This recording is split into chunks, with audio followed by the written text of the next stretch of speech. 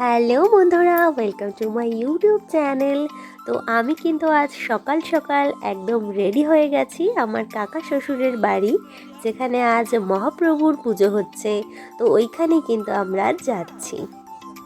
তো বন্ধুরা, দেখতেই পাচ্ছেন গ্রামের এই শর্টকাটটা ধরেই কিন্তু আজ আমরা যাব এনার বাড়িতে। দেখুন পাশেই কিন্তু কত সুন্দর ধানের ক্ষেত, গ্রামের প্রাকৃতিক সৌন্দর্য দেখুন অতটা সুন্দর। এ যেন পুরো এক রূপকথার মতো প্রাকৃতিক সৌন্দর্যে ঘেরা কিন্তু এই গ্রামটি। তো আমি আর আমার শাশুড়ি কিন্তু চলেছি। আজকে এনারই বাড়িতে রয়েছে মহাপ্রভুর পুজো। তো আমরা কিন্তু প্রায় কাছাকাছি চলে এসেছি।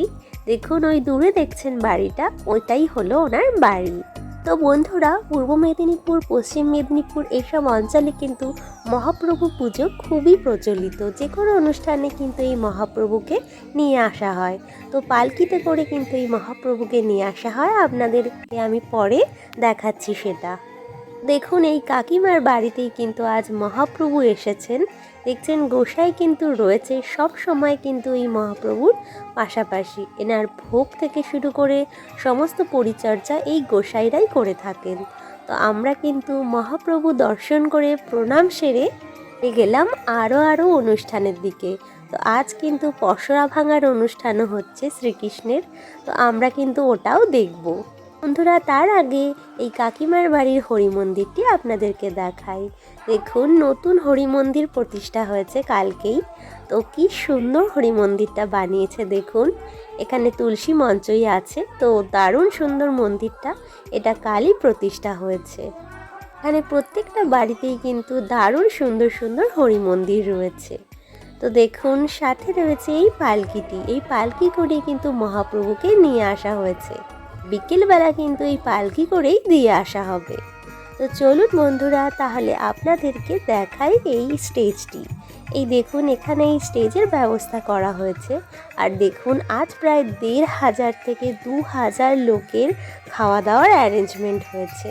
এই পাশেই দেখুন কতটা জায়গা জুড়ে কত সুন্দর খাওয়া দাওয়ার ব্যবস্থা করেছে। তার ঠিক পাশেই কিন্তু এই স্টেজের ব্যবস্থা করা হয়েছে। এখানে পসরা ভাঙার গান কিন্তু হবে। তো চলুন আগে খাওয়া দাওয়া সেরে নেওয়া যাক। তো প্রসাদে প্রথমেই কিন্তু ফল প্রসাদ দেওয়া হলো। এই গ্রামে কিন্তু মহাপ্রভুর প্রসাদ খুবই সুন্দর, অমৃত সমান এই প্রসাদ। তো প্রথমেই কিন্তু ভাত দিয়ে দেওয়া হলো।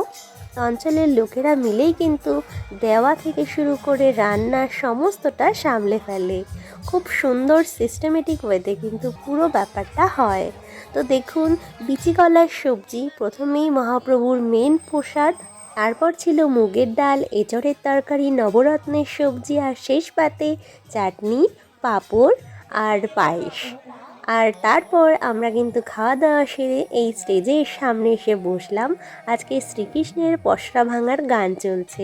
দলটি কিন্তু খুবই ভালোভাবে পারফর্ম করছে। তো আমরা খানিকক্ষণ এই অনুষ্ঠানটি এনজয় করলাম। তো আপনারাও দেখুন আমাদের গ্রামের এই আঞ্চলিক নাটকটি।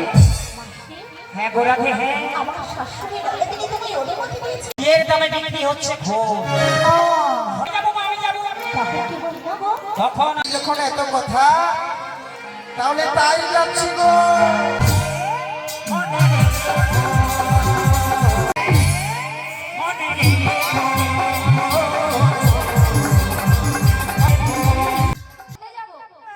তারেকে ধরে তোল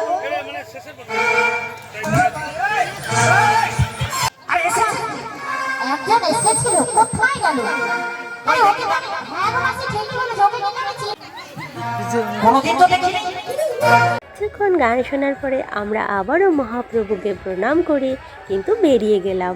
তো মহাপ্রভু কিন্তু আর একটু পরেই বিকেলবেলায় ওনাকে আশ্রমে আবার সেই পালকি করেই দিয়ে আসা হবে। তো বন্ধুরা, ভিডিওটা যদি ভালো লেগে থাকে অবশ্যই লাইক করবেন আর চ্যানেলকে সাবস্ক্রাইব করে রাখবেন এরকম আরও সুন্দর সুন্দর গ্রাম্য কালচার রিলেটেড ভিডিও পেতে। Thanks for watching my friends.